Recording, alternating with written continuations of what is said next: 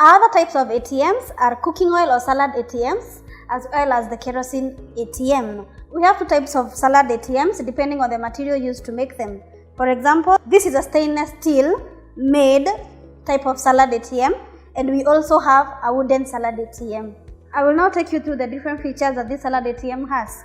For example, it has this dispensing or vending window that has the dispensing tap. It also comes with a PLC, which acts as the operating kit for the functionality of the salad ATM.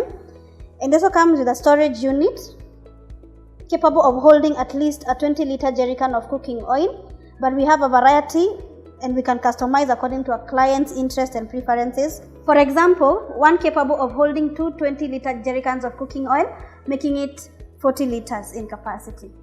It also comes with a fixed bulb holder to instill a high warmth bulb so as to maintain the consistency of the oil, preventing it from solidifying, especially during the cold seasons and at the cold environs. This pipe comes with a sieve so as to sieve the cooking oil, as well as a foot valve which is dipped within the jerrycan of the cooking oil.